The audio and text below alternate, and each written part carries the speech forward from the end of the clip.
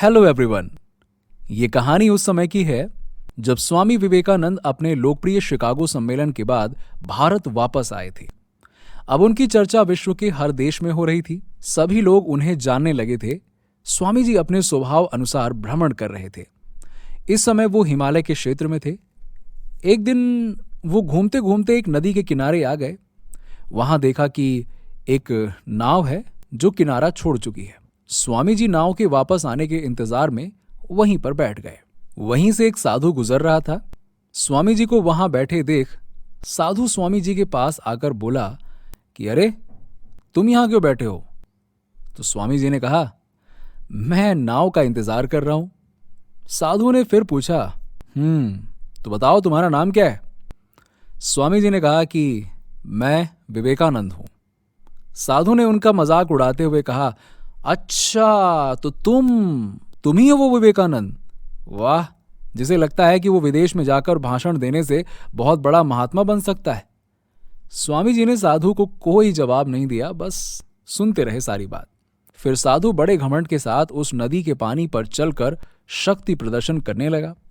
फिर वो स्वामी जी के पास आया और बोला, क्या तुम मेरी तरह इस जल पर चलकर नदी पार कर सकते हो? स्वामी जी ने बहुत ही आदरपूर्वक कहा कि इस बात में कोई शक नहीं है कि आपके पास बहुत ही अद्भुत शक्ति है।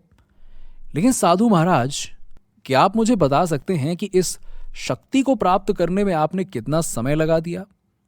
साधु ने जवाब दिया, अरे, मैंने 20 साल की कठिन तपस्या की है और साधना करके इस शक्ति को प्राप्त किया है। समझे? कोई आसान काम है क्या? साधु ने बड़े अहंकार के साथ बताया। स्वामी जी शांत होकर बोले, अच्छा, तो आपने ऐसी विद्या को प्राप्त करने में 20 साल का समय बर्बाद कर दिया, जिसे मात्र 5 मिनट में एक नाव के द्वारा किया जा सकता है। आप ये 20 साल का समय निर्धन गरीबों की सेवा में लगा सकते थे, किंतु आपने अपने 20 साल 5 मिनट बचाने में बर्बाद कर दिए। ये तो कोई बुद्धिमानी नहीं हुई। साधु सिर झुकाए वहीं खड़ा रह गया और स्वामी जी नाव में बैठकर नदी के दूसरे किनारे पर चले गए। मोरल ऑफ द स्टोरी, ज्ञान और शक्ति का सही प्रयोग आवश्यक है। किसी शक्ति को प्राप्त कर हम उस पर घमंड करते हैं तो ये मूर्खता है। अपनी शक्ति का सही जगह पर इस्तेमाल करना ही बुद्धिमानी है। अगर आपको कहानी अच्छी लगी हो तो इसे अपने दोस्तों और रिश्तेदारों के साथ में जरूर शेयर करें।